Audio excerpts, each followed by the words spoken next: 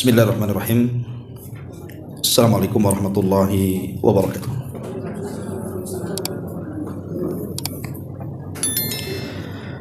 Alhamdulillah wassalatu wassalamu ala Rasulillah wa ala alihi wa sahbihi wa mawalah wa la hawla wa la quwwata illa billahi wa ba'du.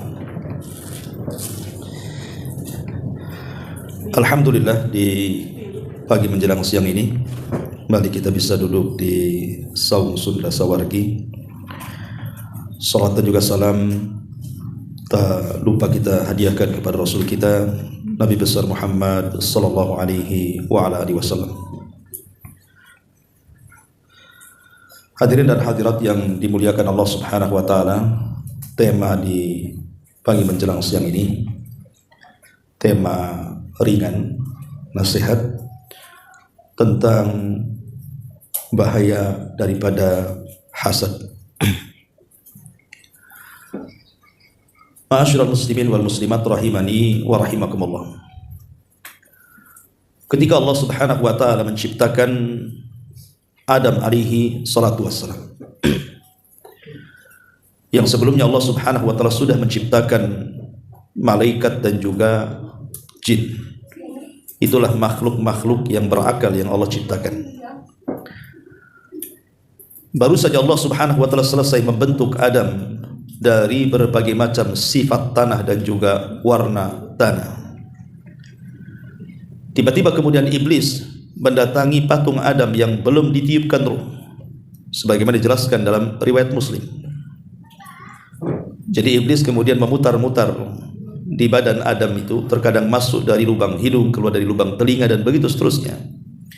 Kemudian dia mengatakan, saya tahu bahwa makhluk ini sangat lemah. Fa innahu ajwaf, katanya, karena dia makhluk yang berongga, artinya berhajat kepada makan dan minum. Dari sini kemudian Allah Subhanahu wa taala mengumpulkan seluruh makhluk yang ada di langit dari kalangan para malaikat, termasuk iblis di situ, agar mereka sujud kepada Adam. Tentu sujud di sini bukan sujud ibadah, karena tidak boleh sujud ibadah kecuali diberikan kepada Allah. Lalu perintah sujud Allah kepada para malaikat apa? Ada yang mengatakan ini sujud ta'zim, hanya sekedar penghormatan saja. Ada yang mengatakan sujud di sini artinya sujud menjadikan Adam itu kiblat bagi mereka. Seperti kita ini sujud menuju Ka'bah, artinya Ka'bah itu kiblat bagi kita. Ada juga yang mengatakan bahwa sujudnya malaikat bukan kepada jasadnya Adam, tetapi kepada ruh yang dimasukkan ke dalam Adam. Karena Allah Subhanahu wa taala mengatakan, fa idza sawaituhu wa nafakhtu fihi min ruhi faqa'u lahu sajidin.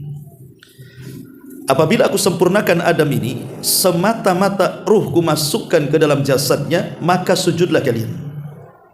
Dari ayat ini dipahami bahwa para malaikat itu bukan sujud kepada jasadnya Adam, tapi kepada ruhnya, dan ini menunjukkan bahwa ruh lebih mulia dibandingkan jasad. Tetapi kemudian apa yang terjadi? Semua para malaikat sujud, karena mereka makhluk yang tidak pernah bermaksiat. Wa yaf'aluna ma yu'marun, kecuali iblis. Iblis enggan sujud. Ketika iblis enggan sujud, itulah Allah Subhanahu wa taala firmankan, aba wastakbara wa kana minal kafirin. Dia enggan karena kesombongannya dan dia makhluk yang kafir. Tentu ada alasan kenapa iblis tak mau sujud. Iblis beralasan, ana khairum minhu khalaqtani min nar wa khalaqtahu min tin. Karena aku lebih baik daripada Adam. Kau ciptakan Adam dari tanah, sementara kau ciptakan aku dari api. Mirip mana tanah dengan api itu dengan cahaya? Ya mirip, apilah dengan cahaya dibandingkan tanah. Seolah-olah berarti aku lebih dekat dengan malaikat dibandingkan Adam dengan malaikat. Lah ucapan iblis yang mengatakan saya lebih baik dibandingkan Adam ini tidak lain dan bukan terucap karena hasad. Dari sini Imam Ibnu Katsir rahimahullahu taala menyebutkan dalam tafsirnya, dia mengatakan inilah penyakit yang pertama kali Allah dimaksiati di langit. Inilah penyakit, maksudnya hasad, di mana Allah pertama kali dimaksiati oleh makhluknya di langit. Itulah penyakit hasad. Hasadnya iblis kepada Adam alaihi salam. ketika iblis kemudian mendapatkan murka dari Allah Subhanahu wa taala, bukannya bertobat dan meminta ampun akan dosa-dosanya kepada Allah, justru makin parah. Apalagi setelah tahu bahwa Allah melaknat dirinya dan murka kepadanya, maka hasad yang tertanam kepada iblis itu semakin besar. Sampai-sampai dia berjanji kepada Allah untuk menyesatkan bukan hanya Adam tapi seluruh anak turunannya. Sehingga dia mengatakan, "Fabima aghwaytani la aq'udannahum siratakal mustaqim." Karena engkau sudah menyesatkan aku, lihat buruknya Adam iblis. Seolah-olah Allah yang menyesatkan dirinya, padahal dia sesat sendiri. Dia mengatakan, "Fabima aghwaytani," karena engkau sudah menyesatkan aku, kusesatkan seluruh turunan Adam, katanya, dari jalanmu yang lurus. Lihat, ini hasad di atas hasad namanya. Sehingga Imam Ibnul Qayyim rahimahullahu ta'ala mengatakan, "Fal hasid syabihun bi iblis." Orang yang hasad itu dia serupa dengan iblis, bahkan dia tentara dari tentara iblis, naudzubillah. Ma'asyiral muslimin wal muslimat rahimani wa rahimakumullah. Inilah kisah dosa pertama di langit. Hasadnya iblis kepada Adam dan murkanya Allah kepada iblis, dan semakin hasadnya iblis setelah kemurkaan Allah kepada dia. Kemudian yang kedua, kisah putra-putra Adam alaihi salam. Ketika Allah Subhanahu wa taala anugerahkan kepada Adam dan juga Hawa keturunan-keturunan, dan setiap melahirkan itu selalu kembar, sebagaimana dijelaskan dalam tafsir Ibnu Katsir rahimahullah ta'ala. Jadi Hawa itu kalau melahirkan selalu kembar. Dan Allah anugerahkan 40 keturunan, 20 laki-laki dan 20 perempuan. Ketika kemudian Allah Subhanahu wa ta'ala merintahkan Adam untuk menikahkan putra-putrinya secara silang demi keberlangsungan generasi. Karena manusia itu disebut khalifah. Apa makna khalifah? Yakhlufu ba'duhu ba'dha. Makhluk yang bergenerasi satu dengan yang lainnya. Artinya tidak akan ada kepunahan manusia itu. Pasti akan ada generasi berikutnya, generasi itu namanya khalifah. Akhirnya kemudian Adam alaihi salatu wassalam mau menikahkan anak yang paling besar. Tentu yang paling besar Qabil, kemudian adiknya Habil. Dan masing-masing Qabil dan Habil itu menukar kembarannya supaya tidak menikah dengan satu darah, maksudnya karena tidak ada manusia lain, ya terpaksa yang dekat-dekatkan, tapi tetap disilang karena supaya tidak satu darah. Disinilah iblis kemudian yang memang sebelumnya sudah berjanji kepada Allah, karena hasadnya ingin menyesatkan Bani Adam, ada kesempatan. Karena kalau menggoda mereka disuruh kufur dan menyekutukan Allah tidak bisa. 10 abad iblis itu menyesatkan Bani Adam, tidak ada yang musyrik di zaman itu. Sampai di zaman Nabi Nuh, dari Adam sampai Nabi Nuh itu kan 10 kurun, 10 abad gitu ya. Tapi iblis tidak berhasil menyesatkan Bani Adam itu untuk menyekutukan dia. Sehingga iblis itu hanya baru setakat bagaimana supaya anak keturunan Adam itu melakukan dosa besar saja, tidak sampai ke taraf kesyirikan. Datang iblis kepada Qabil kemudian berikan was-was. Hebatnya was-was setan itu, coba. Tidak ada namanya setan itu dorong kita ke maksiat atau narik tangan kita, ayo kita maksiat, tidak ada. Setan itu hanya ngasih was-was saja. Tapi was-wasnya setan ini luar biasa sakti. Bisa orang terdorong dengan was-was, coba. Lah sehingga kemudian ketika pensyariatan silang ini tidak diterima oleh Qabil karena was-was daripada iblis, sebabnya adalah karena dia melihat pasangan Habil tidak cantik, sementara kembaran dia pula cantik. Karena memang fitrah di situ dijelaskan bahwa Qabil ini dia tidak terlalu tampan, tetapi kembarannya cantik sekali. Habil pula terbalik, dia orangnya tampan tapi kembarannya pula tak cantik. Apa jadi fitrah jadinya ya? Kalau orang jelek itu istrinya cantik. Oh, orang tampan pula istrinya jelek, hitam pula. Jadi akhirnya kemudian Qabil tak maulah kan gitu. Maunya dia yang cantik ya kembarannya. Kemudian dia tuduh Adam dengan berbagai macam tuduhan. Adam itu bukan bapak diktator. Dia berusaha untuk mendamaikan, sehingga dia berdoa lagi kepada Allah. Akhirnya Allah syariatkan kurban. Sudah gini saja, kan berkorban saja. Nanti siapa yang kurbannya diterima, itulah dia berhak mengambil pasangannya. Karena Habil ini dia kan ashabu masyiyah, dia memang peternak, dan dia juga mewarisi sifat-sifat Adam. Maka kurban ini betul-betul dihargai dia. Dia berkurban dengan kambing yang sangat besar, yang memang layak untuk dikurbankan karena itu hadiah untuk Allah. Sementara Qabil itu karena dalam hatinya sudah terkena was-was iblis, penuh dengan hasad, sehingga kemudian menuduh bahwa perintah itu akal-akalan bapaknya saja. Dari situ dia sembarangan korban, karena dia seorang ashabul mazra'ah, yang petani gitu ya. Ya, dia ngambil buah-buahan sesuka dia, kadang-kadang yang tidak layak dikorbankan dia ambil, kemudian diletakkan di atas bukit. Dari situ Allah Subhanahu wa taala firmankan di dalam Al-Qur'an, "Watlu 'alaihim naba abnai Adam bil haqq. Idz qarraba qurbanan fatuqbila min ahadihima wa lam yutaqabbal minal akhar." Bacakan kepada mereka tentang kisah dua putra Adam itu. Ketika keduanya berkurban, Allah hanya menerima salah satunya dan menolak yang lainnya. Artinya Allah terima kurbannya Habil dan Allah tolak korbannya Qabil. Marah si Qabil. Kenapa? Berarti dia berhak mengambil kembarannya, sementara dia tak mau. Karena takut kalau seandainya kembarannya diambil Habil dan dinikahinya, dari situlah kemudian meningkat dari hasad kepada niat pembunuhan. Bahayanya hasad ya. Ya, awalnya hasad, tapi naik dari penyakit hasad kepada niat pembunuhan. Bahkan terang-terangan dia mengatakan kepada Habil, la aqtulannak, saya akan bunuh kamu. Tetapi Habil mengingatkan kepada abangnya, innama yataqabbalullahu minal muttaqin, bahwa kenapa Allah Subhanahu wa taala menerima korban diriku, karena korban itu tidak mungkin diterima kecuali dari ketakwaan.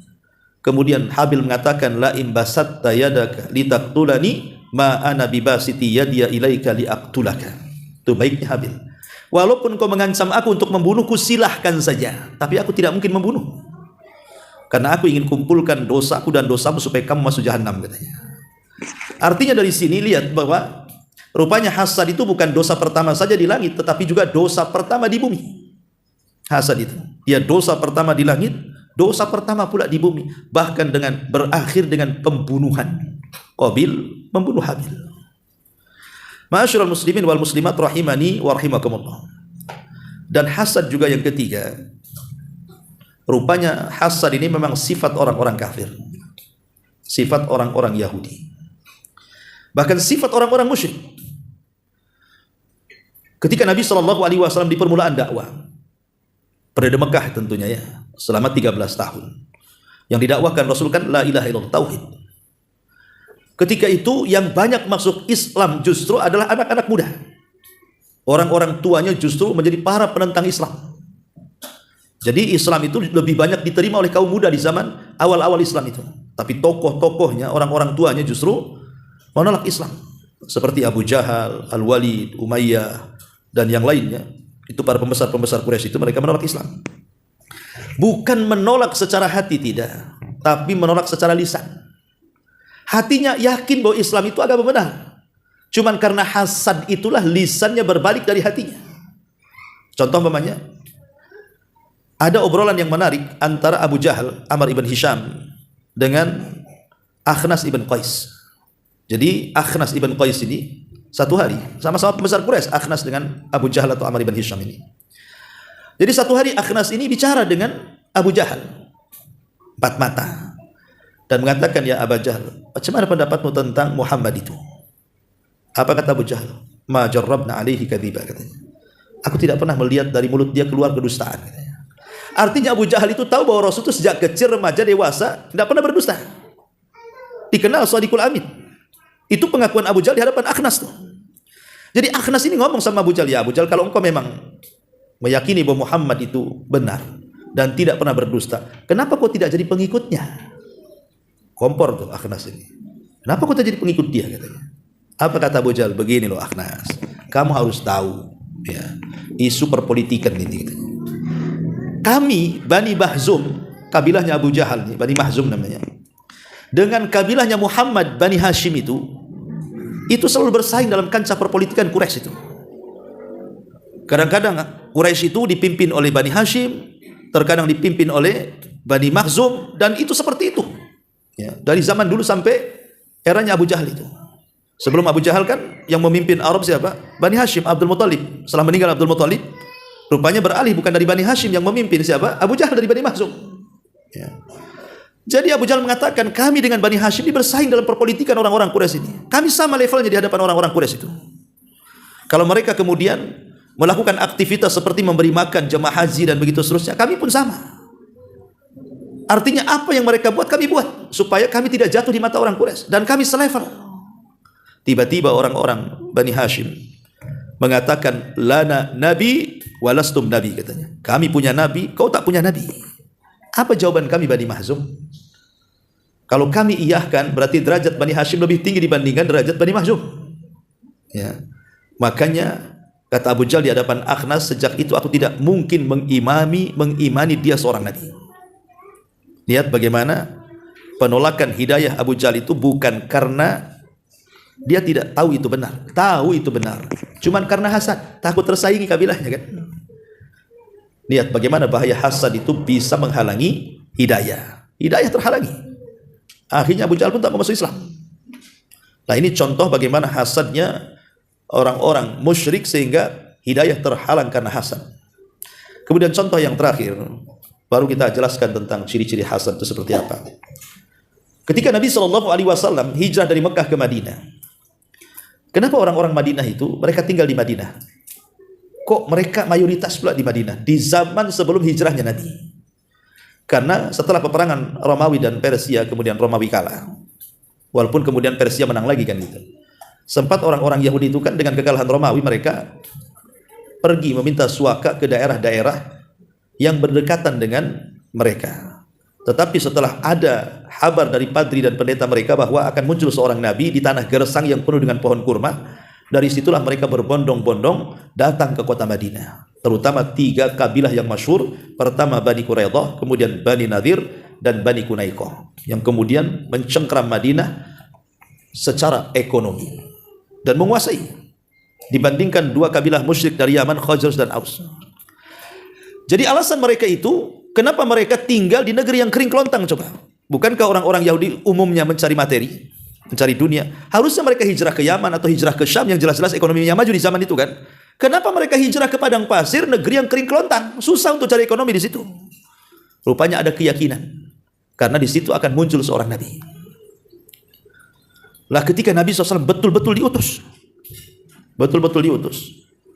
dan ketika orang-orang Yahudi itu menyaksikan ada keanehan di langit, munculnya bintang Ahmad, dan bintang Ahmad itu salah satu tanda dari tanda-tanda kelahiran seorang nabi, dan itu diketahui orang Yahudi saja.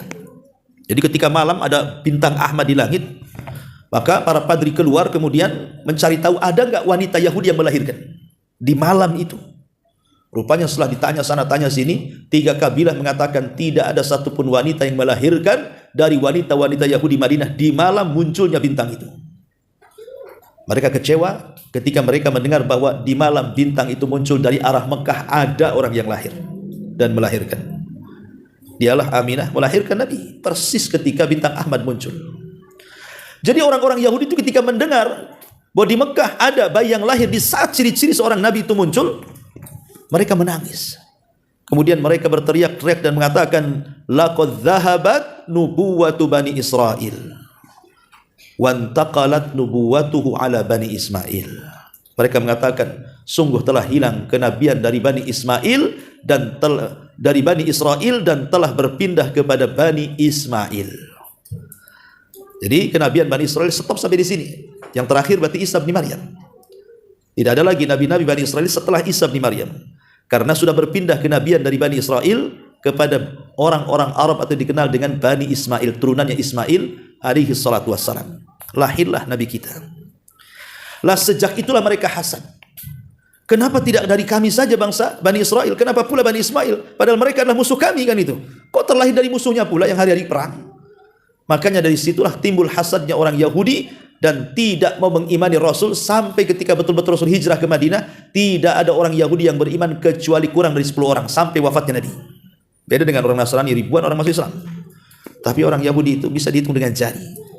Tokohnya pun yang masuk Islam cuma 1, Abdullah ibn Salam saja. Ya, lebihnya anggota-anggotanya tak banyak. Ya. Nah, ini diantara sejarah tentang adanya hasadnya. Kita masuk ya karena juga waktu. Kita masuk kepada ciri-cirinya. Ingat di sini ada ciri-ciri yang dikatakan para ulama kalau ada pada diri kita berarti kita ada hasad di dalamnya. Apa itu? Yang pertama, alamat annakal hasid. Alamat bahwa engkau ini sedang hasad. Dan perlu diketahui ya, sebelum saya sebutkan alamat ini. Setiap manusia, saya, antum, ibu-ibu atau siapapun, di dalam hati kita ini punya hasad. Tidak ada manusia yang tidak punya hasad. Semua manusia punya hasad. Tidak orang awam, tidak ada orang alim. Tidak ahli maksiat, tidak ahli ibadah. Semua terkena hasad. Dalam tubuh setiap manusia itu ada hasad. Tetapi orang baik, dia akan menyembunyikan hasadnya. Tapi orang jahat, dia akan menampakkannya. Itulah yang kita disuruh berlindung kepada hasad, seperti kita berlindung kepada syaitan ketika hasad itu ditampakkan. Qul a'udzu birabbil falaq min syarri ma khalaq wa min syarri ghasiqin idza waqab wa min syarri naffatsati fil 'uqad wa min syarri hasidin idza hasad. Dan kita berlindung dari keburukan orang hasad ketika dia menampakkan hasadnya. Artinya hasad itu tidak akan memadaratkan kalau kita sembunyikan. Karena Al-Karim yukhfi, orang yang baik pasti akan menyembunyikan. Tetapi wasayyi yubdi, orang yang buruk pasti akan menampakkan hasad itu. Di antara alamat hasad itu yang pertama, al-haznu bi farakhil akhar. Al-haznu bi farakhil ukhra. Jadi orang yang hazan itu artinya sedih. Karena bi farakhil akharin, karena senangnya orang lain. Jadi kalau orang lain itu diberikan nikmat oleh Allah, mungkin dia bisa beli rumah, mungkin dia bisa beli kendaraan, mungkin dia bisa menyelesaikan sekolahnya, mungkin dia bisa beli kebun, beli perhiasan, beli tas, beli pakaian, macam-macam lah dari kehidupan dunia ini. Tiba-tiba kita pula yang sedih. Kenapa lah tetangga itu bisa bangun rumah katanya? Emang urusan rumah tetangga dengan kita apa kan? Apa dia pinjam uang kita tak bayar? Kan enggak juga. Ya. Ada orang-orang yang sedih, kenapa dia bisa aku tidak? Kenapa dia bisa beli mobil aku tidak? Sedih. Nah, ini kalau ada perasaan sedih melihat kesenangan orang, hati-hati itu. Itu ada hasad yang sedang ditampakkan. Ya, jangan sedih kalau ada kawannya kemudian mendapatkan dunia. Justru harusnya kita mendoakan berkah. Allahumma barik lahu fi rizkihi, ya Allah berkahi dia dengan rizkinya, tapi berikan juga rizki kepadaku ya Allah jauh lebih baik daripada rizki dia. Harusnya begitu ya. Jadi ini yang pertama ya, singkat-singkat saja. Yang kedua, al-ghiratu wa intiqamu alal akharin, cemburu berat, kemudian ada keinginan untuk balas dendam ya. Awas saja dia bangun rumah itu, dari mana dia dapat duit itu, nanti saya cari-cari informasi katanya. Jangan-jangan ada tuyul di rumahnya tuh, umpamanya. Nah, dia mulai ngorek-ngorek tuh. Tanya tetangganya, si Anu bisa beli mobil, emang duit dari mana ya dia? Nah, mulai dia ya nyari-nyari itu. Lah ini kalau sudah seperti ini, itu berarti kita ini orang hasad. Nggak ada urusan. Rizki yang Allah rizkikan kepada dia itu berbeda dengan rizki yang Allah rizkikan kepada kita. Kalau ada orang di atas kesenangan, tidak akan pengaruh dengan rizki kita kok. Ya, kemudian yang ketiga, at-tafkir as-su' lil akharin, berpikir buruk kepada orang lain. Ya tadi suudzon akhirnya. Kok bisa tukang ojek, kok bisa mobil motornya kok bisa yang bagus gitu kan? Berapa emang dia perharinya? Mulai dia. Ya. Kok bisa itu loh bahasanya. Nah itu suudzon itu, mulai itu dia. Itu juga alamat hasad tuh. Kalau sudah berpikir dengan pikiran yang tidak baik, buruk gitu ya, mencurigai orang karena kenikmatan yang Allah anugerahkan kepada dia, fa'lam annaka hasid. Ketahuilah kita sedang hasad tuh. Ya.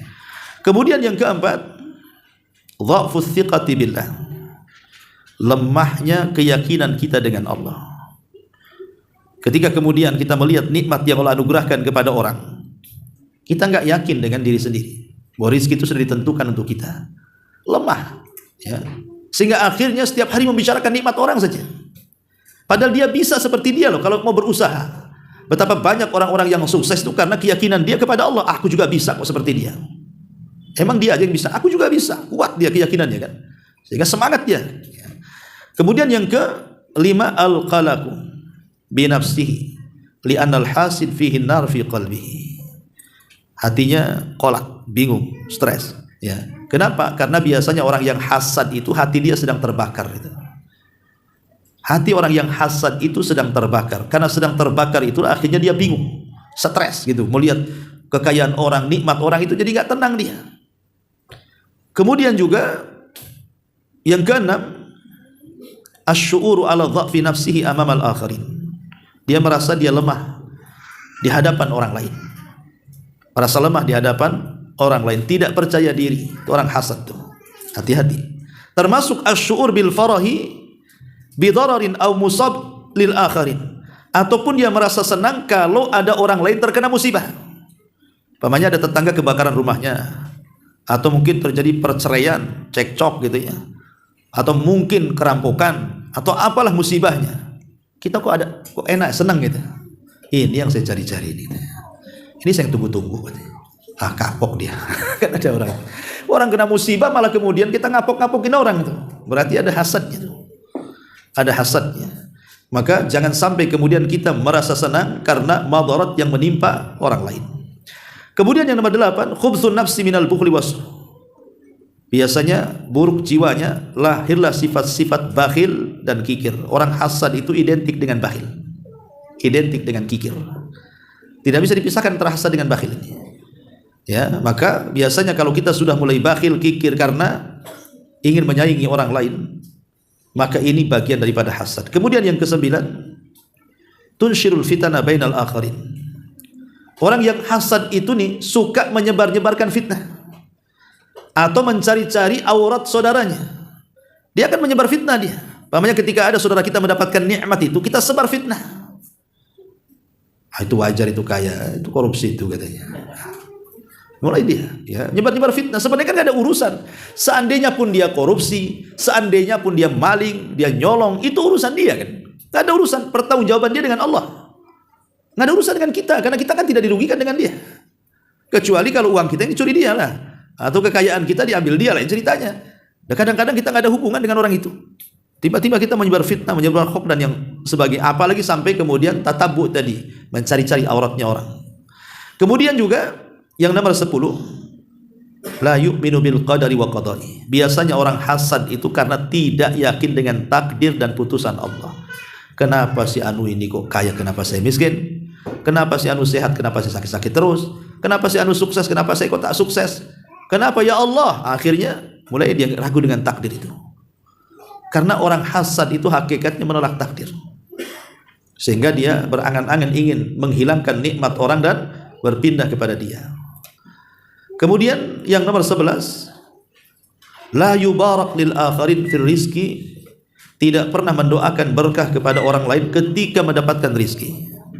Makanya harusnya kita katakan kalau ada saudara kita mendapatkan rizki, kita katakan ya Allah berkahi rizki dia, dan berikanlah rizki kepadaku yang jauh lebih baik daripada yang engkau rizkikan kepada dia. Harusnya begitu doanya. Jadi kalau seandainya ada saudara kita beli kendaraan, mobil atau buat rumah, maka kita katakan ya Allah semoga mobil dia diberkahi. Tetapi ya Allah berikan jugalah mobil kepadaku yang lebih baik dibandingkan mobil dia. Nah, gitu harusnya doanya. Ya bukan malah hasad nggak pengaruh rizki sama sekali. Tapi kalau doa itu mempengaruhi rizki, karena yang bisa menolak takdir itu adalah doa. Nah, makanya harusnya sering-sering mendoakan berkah kepada saudaranya. Kemudian juga yang nomor 12, asyakwatu wala yashkur ala nikmatillah. Banyak mengeluh dan tidak pernah bersyukur akan nikmat Allah. Ini ciri-ciri orang hasad. Banyak kali keluhannya. Dan itu banyak orang suka ngeluh tuh kan. Kemudian juga tidak bersyukur dengan nikmat yang ada. Akhirnya kurang qanaah, tidak menerima pemberian Allah subhanahu wa ta'ala. Kemudian yang nomor 13, yamdahu nafsah ala nikmatillah. Dia lebih memuji nikmat Allah yang diberikan kepadanya dan mencela nikmat Allah yang diberikan kepada orang. Itu orang hasad tuh. Aku ini lebih baik daripada dia. Lihat rumahku lebih bagus kok. Dia catnya aja kurang menarik. Lihat halaman saya, rumahnya luas, itu loh sempit, susah kali. Jadi dia membanggakan kepada dirinya, tapi mencela nikmat orang. Maka ini tanda kita ada hasad. Kemudian ad-du'a 'alal akharina bisu, mendoakan orang lain dengan keburukan. Itu orang hasad, ciri orang hasad itu suka mendoakan saudaranya dengan keburukan. Dan yang 15, biasanya orang hasad itu kalau sudah mulai talabur rizqil haram, dia sudah tidak membeda-bedakan mana rizki yang halal, mana rizki yang haram, diambil saja karena dia mau setara dengan orang. Karena begini, ikhwatu fillah muliakan Allah azza wa jalla. Hasad ini kan ada tingkatan-tingkatannya. Ya. Tentu tingkatan yang paling tinggi adalah seseorang itu berkeinginan nikmat yang ada pada orang lain itu hilang sama sekali. Walaupun tidak berpindah kepada dia, yang penting hancur hidupnya. Orang kalau berangan-angan supaya orang lain hancur hidupnya, kenikmatannya hilang, walaupun tidak ada keinginan berpindah kepada dia, nggak apa-apa, yang penting hancur saja. Ini tingkatan hasad paling tinggi. Kalau kita dalam hati ini mengatakan, kapan lah orang itu bankrupt, bangkrut gitu ya? Kok usahanya kok lancar jaya saja? Kok bentang-bentang tikar? Saya kok tikar aja pernah dibentang-bentang. Jadi ada orang yang kemudian dia ingin pokoknya usaha orang mati, ya, rumah tangganya hancur, kena musibah, pokoknya pengen sekali kalau orang lain itu terkena itu semua. Memang dia tidak ada keinginan supaya pindah kepada dia, tidak masalah nggak pindah pun, tapi yang penting hancur ya Allah katanya. Nah, ini hasad yang paling tinggi. Yang kedua, berkeinginan supaya nikmat orang lain itu hancur dan berpindah kepada dia. Berpindah kepada dia. Seperti namanya kan banyak terjadi di perusahaan-perusahaan atau di instansi-instansi pemerintah yang sikat-sikut sana sini supaya jabatannya diturunkan, dia pula yang menjabat di situ. Kan banyak yang seperti itu. Ya, ini hasad.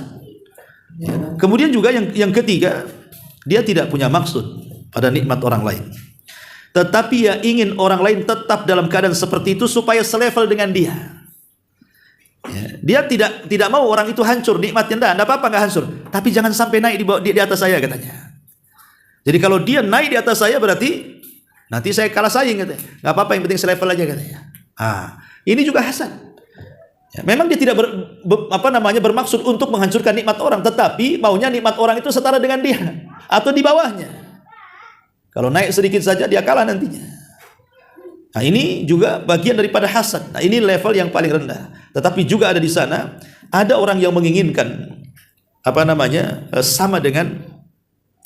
menginginkan sama dengan kenikmatan yang Allah anugerahkan kepada orang lain, tetapi dia tidak hendak menghancurkannya, hanya ingin seperti dia dalam kebaikan. Ini bukan hasad, ulama menyebutnya dengan ghibthah namanya. Jadi kalau ada tetangga kaya bisa haji, dia pengen juga seperti tetangganya supaya bisa haji juga. Nah, gitu namanya ghibthah. Ghibthah ini hasad baik. Artinya akan mendapatkan pahala seperti pahala yang dighibthahinya. Jadi kalau kita ingin dapat pahala haji, maka ghibthah saja. Kok ada tetangga haji, kita katakan, ya Allah, kalau aku kaya kayak dia, aku pun bisa haji. Maka kita dapat pahala haji itu, walaupun tanpa haji. Itulah ghibthah artinya. Ya. Ma'asyiral muslimin wal muslimat rahimani wa rahimakumullah. Inilah diantara bahaya hasad ini. Baik, ma'asyiral muslimat yang dimuliakan Allah Azza wa Jalla, kita rinci sedikit tentang apa yang sudah kita bahas dari 15 poin ini. Ya. Pertama, tadi dijelaskan bahwa hasad itu, salah satu alamat hasad adalah al-haznu bi farakhil akharin. Dia merasa sedih dengan kesenangan orang lain. Disebutkan dalam sebuah hadis, yang ini hadis ini dikeluarkan oleh Bukhari Muslim. Nabi SAW mengatakan, dikeluarkan oleh Imam Hakim dalam Mustadraknya menurut syarat sahihaini dengan lafaz, innallaha qasama bainakum akhlaqakum kama qasama bainakum arzaqakum. Wa innallaha yu'tid dunya man yuhibbu wa ma la yuhibbu wa la yu'til iman illa man yuhibbu. Kata Nabi SAW, Allah itu sudah membagi-bagi akhlak-akhlak kalian. Maka lihat, manusia itu kan macam-macam akhlaknya kan. Ada yang baik, ada yang keras, ada yang santun, ada yang lembut, macam-macam. Allah sudah bagi-bagi akhlak-akhlak orang itu. Sebagaimana Allah membagi akhlak-akhlak orang, Allah pun sudah membagi rizki-rizki manusia. Allah sudah bagi rizki itu, si fulan kaya, si fulan sedang, si fulan miskin. Tapi ingat bahwa Allah akan memberi dunia itu kepada siapa yang dia cintai dan kepada siapa yang dia tidak cintai. Tetapi kalau iman, Allah tidak akan memberi kecuali yang dicintainya saja. Dari sini kita tahu bahwa apa yang mau disedihkan dari nikmat orang lain. Apa yang kita sedihkan dari kekayaan yang Allah Subhanahu wa taala anugerahkan kepada orang, sementara kekayaan itu Allah berikan kepada yang dicintainya dan yang tidak dicintainya. Artinya tidak ada harganya. Ya, kita sedih dengan sesuatu yang tidak ada harganya. Yang Nabi SAW mengatakan, "Lau kanatid dunya ta'dilu janaha ba'udatin ma saqal kafiru syarbata ma'in." Kalau dunia ini ada sedikit faedahnya, kata Rasul, walaupun seperti sayap nyamuk, tentu orang kafir itu tidak mungkin dikasih minum walaupun satu tetes di bumi ini. Tapi ketika dunia tidak ada harganya, makanya orang kafir minum sesuka mereka. Jadi merasa sedih dengan sesuatu yang tidak ada harganya ini itu apa? Itu maksudnya ya. Ini yang pertama. Kemudian yang kedua, di sini al-ghiratu wa intiqamu 'alal akharin. Cemburu dan berusaha untuk balas dendam kepada orang lain. Allah mengatakan dalam surah Thaha 131, "Wala tamudanna aynaika ila ma matta'na bihi azwajan minhum zahratal hayatid dunya linaftinahum fihi wa rizqu rabbika khairun wa abqa." Dan janganlah kamu tunjukkan kedua matamu kepada apa yang telah kami berikan kepada golongan-golongan dari mereka sebagai bunga kehidupan dunia untuk kami coba mereka dengannya, dan karunia Allah itu jauh lebih baik dan lebih kekal. Ya. Kenapa orang itu kemudian ingin membalas, ingin menghancurkan bisnis orang, ingin menghancurkan usaha orang, ingin menghancurkan karir orang gitu kan? Karena hasadnya kan begitu. Itu karena kita terlampau cinta dengan dunia. Cinta dunia itu akhirnya apa? Timbul hasad di sini. Makanya dia berusaha untuk menghancurkan saingannya. Maka Allah katakan wala tamudanna aynaika ila ma matta'na bihi azwajan minhunna zuhratal hayatid dunya. Dan janganlah kamu tunjukkan kedua matamu kepada apa yang telah kami berikan kenikmatan kepada golongan-golongan itu. Dari sini Rasul membuat satu kaidah supaya kita tidak hasad dan selalu bersyukur dengan nikmat. Jangan pernah melihat ke atas, lihat ke bawah. Kata Rasul kan begitu. Ungduru ila man huwa asfala minkum wa la tanduru ila man huwa fawqakum fa huwa ajdar alla tajra nikmatallahi alaikum. Lihat ke bawah, jangan lihat ke atas. Kata Syekh Abdurrahman As-Sa'di di dalam kitabnya Bahjatul Abrar, Bahjah Al-Qulubil Abrar, dia mengatakan maksudnya kaidah ini berlaku pada urusan dunia, bukan pada urusan akhirat. Jadi kaidah sabda Rasul lihat ke bawah jangan lihat ke atas itu maksudnya dalam urusan dunia, bukan dalam urusan akhirat. Kalau dalam urusan akhirat harus pandang ke atas, jangan pandang ke bawah. Contoh pamannya, ibu sholat sehari 1 kali saja, sholat duhur. Kemudian tetangga sama sekali tak sholat. Ibu katakan, yang masih mending aku sholatlah walaupun duhur aja katanya. Tetangga tak sholat katanya. Kalau itu jadi kaedahnya selamanya akan sholat duhur aja, asal nggak akan sholat ya. Karena masih memandang tetangga yang tidak sholat. Nanti kalau tetangganya mulai sholat maghrib, baru dia tingkatkan sholat isya. Masih mending aku 2 kali sholat, si anu 1 katanya. Jadi kapan meningkatnya? Harusnya kepada urusan agama itu melihat ke atas. Si anu sholat 5 waktu, aku cuma 1 waktu. Cemana aku? Kok cuma 1 waktu? Aku pun bisa lah seperti dia. Itu harusnya melihat ke atas. Kalau urusan akhirat ya.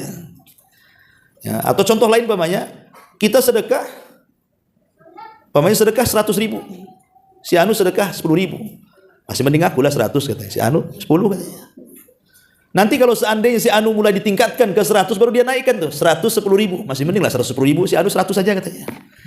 Lah ini nggak bisa seperti itu urusan akhirat, karena tidak akan meningkat. Jadi kaidah hadis ini berlaku dalam urusan dunia. Dalam urusan dunia jangan pernah melihat ke atas, tapi lihat ke bawah supaya lebih bersyukur gitu maksudnya. Jadi kalau ada orang punya rumah, kemudian masih bisa tidur di situ walaupun buruk-buruk rumahnya, masih mengucapkan alhamdulillah si anu itu masih ngontrak. Yang ngontrak alhamdulillah si anu di kolong jembatan.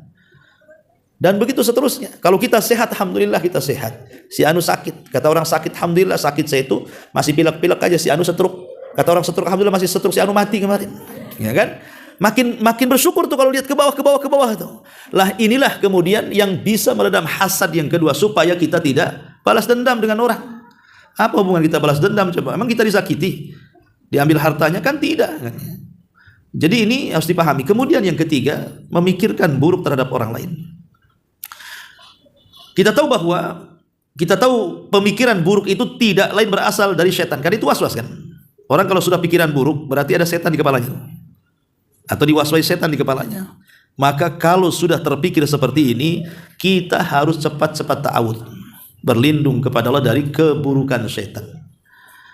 Makanya Allah mengatakan, Qul a'udzu birabbil falaq min syarri ma khalaq wa min syarri ghasikin idza waqab wa min syarri an-naffatsati fil 'uqad wa min syarri hasidin idza hasad. Segera kita berlindung kepada Allah dengan membaca suratul Falaq. Ini kalau kita sudah mulai di kepala kita ini memikirkan keburukan kepada orang lain, segera baca surah Al-Falaq ini. Kemudian yang nomor 4 tadi, dha'fu thiqatin billah. Dia lemah kepercayaan dia kepada Allah Subhanahu wa taala. Maka cara menghilangkannya jangan bersuudzon, tapi tanamkan husnudzon kepada orang. Oh dia kaya wajarlah, mungkin dia punya usaha yang kita tidak tahu. Atau mungkin ada orang kaya kasihan dengan dia ngasih uang. Atau mungkin dia baru kejatuhan durian kepalanya. Ya. Macam-macam kan. Kita harusnya kan mendahulukan husnudzon ya sebelum kita suudzon. Karena seorang muslim itu harus banyak memberikan uzur kepada saudaranya. Memberikan uzur supaya tenang hidupnya. Kemudian juga al-qalaq bi nafsihi li anna al-hasid fihi nar fi qalbihi. Orang yang hasad ini dia ya tadi kadang-kadang panas hatinya, terbakar hatinya. Kenapa si anu bisa? Kenapa kok si anu punya? Kenapa si anu sukses? Kenapa si anu? Panas hatinya tuh. Maka supaya tidak panas, maka orang yang seperti ini harus banyak-banyak zikir. Karena Allah mengatakan ala bi dzikrillahi tatmainnul qulub. Banyak zikir supaya tenang hatinya, jernih hatinya, dingin hatinya ya. Kemudian juga yang keenam, merasa lemah di hadapan orang. Ya, itu juga tanda hasad juga. Merasa lemah di hadapan orang itu. Enggak boleh kita merasa lemah di hadapan orang. Karena bagaimanapun di mata Allah manusia itu sama saja. Kita ini manusia dan turunan Adam. Selama kita turunan Adam, maka Allah mengatakan wa laqad karramna bani Adam wa hamalnahum fil barri wal bahri wa razaqnahum minat thayyibati wa faddalnahum ala katsirin mimman khalaqna tafdila. Kami telah memuliakan anak cucu Adam. Kami angkut mereka di daratan dan di lautan, dan kami berikan rizki dari yang baik-baik, dan kami lebihkan mereka di atas kebanyakan makhluk yang Kau ciptakan dengan kelebihan yang sempurna. Jadi tidak perlu kemudian kita merasa rendah di hadapan orang. Ya kadang-kadang kita ini mudah kemudian tanazul, menghinakan di depan orang. Karena dia orang kaya, dia pejabat, kayaknya kita ini tunduk-tunduk, runduk-runduk, ruku-ruku. Nggak perlu, dia manusia, kita juga manusia. Itu ciri orang hasad justru ya. Ini yang selanjutnya. Kemudian syu'ur bil farahi bidararin akharin. Dia merasa senang ketika ada musibah yang menimpa orang lain. Musibah yang menimpa orang lain. Disebutkan dalam sebuah hadis, anna rajulan jaa ila Nabi sallallahu alaihi wasallam, ada seorang laki-laki datang kepada Rasul. Kemudian dia mengatakan, ya Rasulullah, ayyun nasi ahabbu ilallah. Rasul, manusia yang paling dicintai Allah itu siapa? Wa ayyul a'mali ahabbu ilallah. Amalan yang paling dicintai Allah itu amalan apa? Faqala Rasulullah sallallahu alaihi wasallam, maka Rasul mengatakan, ahabbun nas ilallah anfa'uhum linnas. Manusia yang paling dicintai Allah adalah manusia yang sangat bermanfaat untuk manusia yang lainnya. Wa ahabbul a'mal ilallah sururun tudkhiluhu ala qalbi muslim. Tapi amalan yang paling dicintai Allah adalah amalan memasukkan kebahagiaan kepada hati orang lain. Harusnya kita ini membahagiakan orang lain, bukan kita sedih gara-gara bahagia gara-gara musibah menimpa orang lain. Kan aneh gitu. Perintah agama kita ngasih kelapangan kepada hati, suruh bertakziah pula, itu syariatnya, menyabarkan orang yang kena musibah. Ini enggak, malah senang dalam hatinya. Anda ini bukan seorang muslim kalau gitu. Kenapa? Karena keimanan diuji oleh Allah ketika dia tidak mencintai saudaranya sebagaimana dia mencintai dirinya sendiri. La yu'minu ahadukum, kata Rasul, hatta yuhibba li akhihi ma yuhibbu li nafsihi. Tidak dinyatakan beriman atau sempurna keimanannya sampai dia mampu mencintai orang lain sebagaimana dia mencintai dirinya sendiri. Lah kalau dia senang dengan musibah orang lain, di mana persaudaraannya seorang muslim kalau begitu?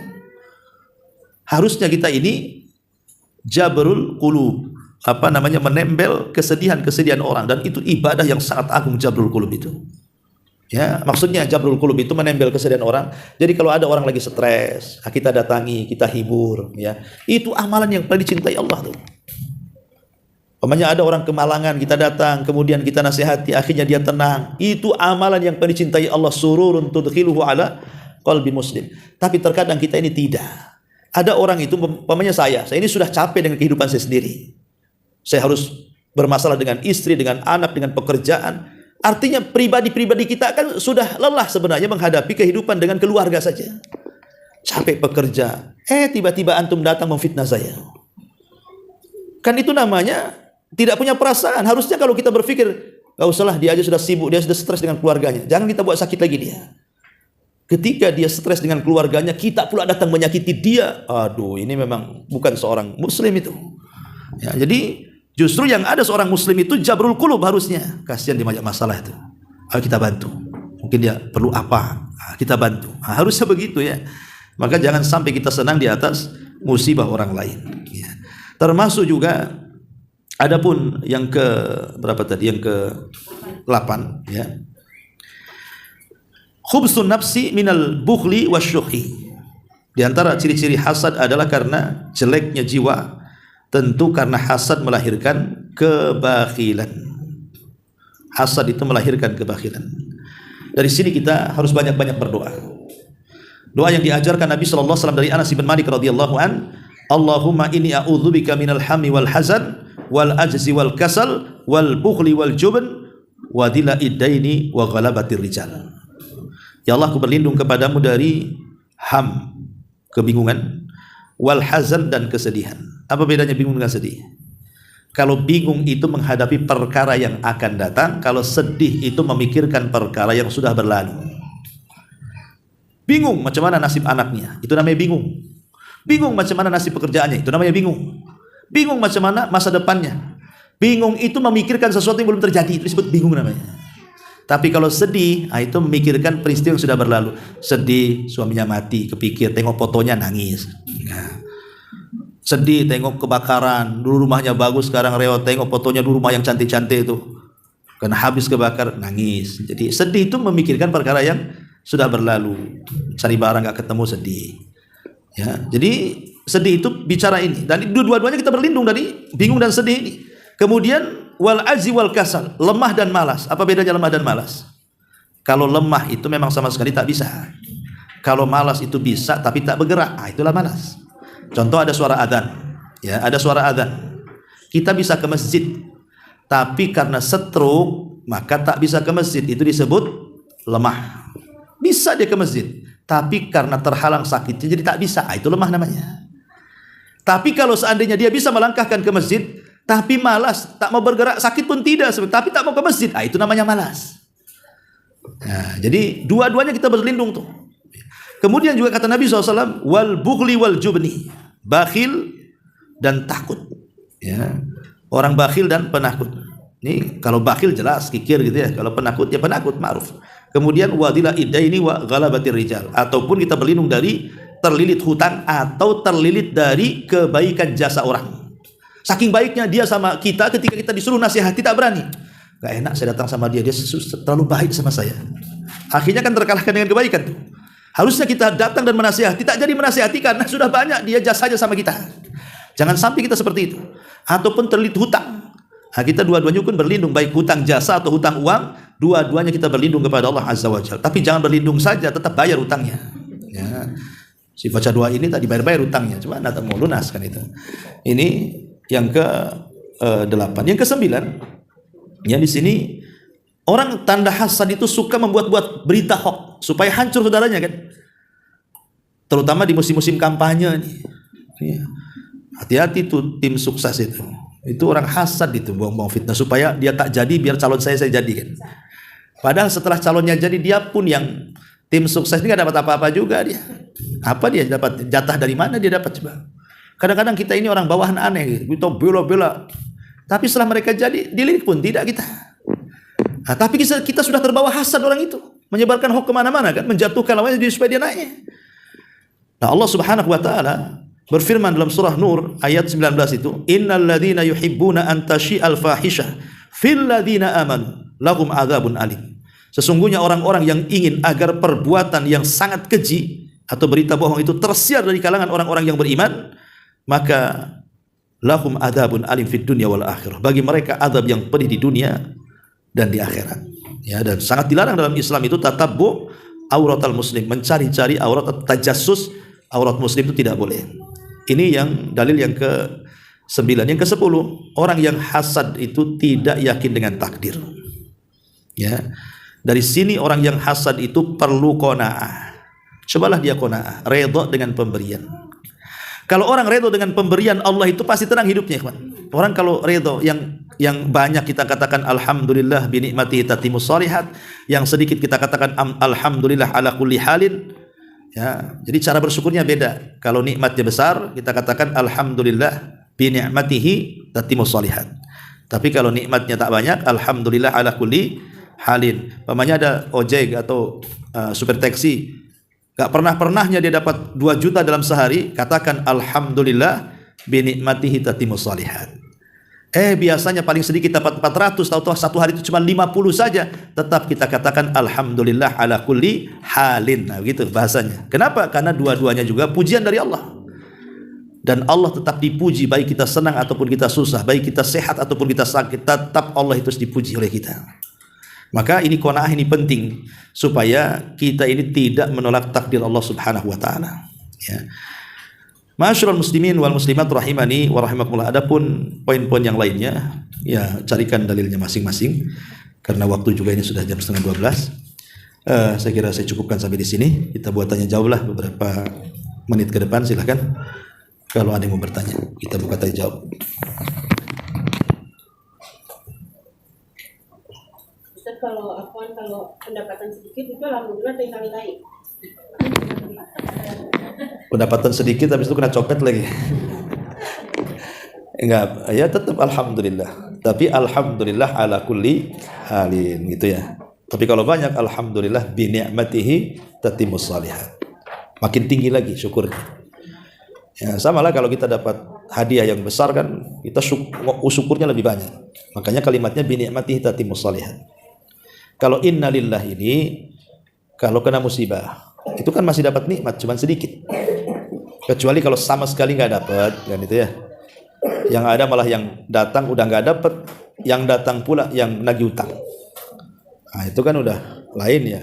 Ya kita minta kepada Allah lah. Innalillahi wa inna ilaihi raji'un. Allahumma hjurni fi musibati. Tetap kita istirja dan kita minta pahala dari musibah yang dialami kita. Karena begini, ada kaidah di tengah-tengah para ulama yang ma'ruf itu, man taraka syai'an lillahi awadallahu khairan minhu. Barang siapa yang meninggalkan sesuatu karena Allah, Allah akan ganti sesuatu itu dengan yang jauh lebih besar lagi. Orang yang meninggalkan haram, Allah rizkikan yang halal nanti. Ya. Orang kalau meninggalkan memandang yang diharamkan, Allah akan kasih pandangan yang lain. Barang siapa yang meninggalkan mendengarkan yang haram, Allah ganti nanti pendengaran yang jauh lebih baik bagi dia. Kaidah ini semuanya, ya. Termasuk juga orang yang hendak melangkahkan kaki ke maksiat, tahu-tahu nggak jadi. Nggak jadinya karena Allah, bukan karena nggak ada duit. Nggak jadi kenapa? Duitnya kurang. Tak jadi. Oh enggak, itu bukan karena Allah. Duitnya banyak, tapi mau maksiat tak jadi. Lillah karena Allah. Awadallahu khairan minhu. Allah akan ganti yang jauh lebih baik. Ganti dengan jauh yang lebih baik ini macam-macam. Bisa cash di dunia, ataupun ditangguhkan di akhirat, atau dua-duanya dia dapat. Ya. Dan tentu kaidah ini bukan tidak berdasar, ada hadisnya. Hadisnya dikeluarkan Imam Ahmad dalam musnadnya dari hadis Qatadah radhiyallahu an. Rasul mengatakan innaka lan tada'a syai'an illa baddalaqallahu bihi, ya, illa baddalaqallahu bihi ma huwa khairun laka minhu. Tidaklah kau meninggalkan sesuatu karena Allah kecuali Allah akan ganti sesuatu itu dengan yang jauh lebih baik yang pernah Allah berikan kepadamu. Artinya kalau kita kena musibah, jangan sampai kita ini tasahud. Ketika kita mau tasahud tak jadi. Nggak bagus nih saya. Ini menolak takdir ini. Tak jadi. Itu namanya lillah karena Allah. Ya, itu qanaah. Allah akan rizkikan dengan rizki yang jauh lebih baik itu. Tapi kalau orang kemudian diikuti tasahudnya, itu tidak meninggalkan sesuatu karena Allah itu. Allah tidak akan ganti rizkinya. Justru dengan kita redha, dengan kita ini kalau ditimpa musibah itu, Allah akan ganti nanti rizkinya, insyaallah. Ya, wallahu a'lam. Ya. Baik, sampai di sini. Subhanallah bihamdika, asyhadu an la ilaha illa anta astaghfiruka wa atubu ilaik. Allahu ta'ala.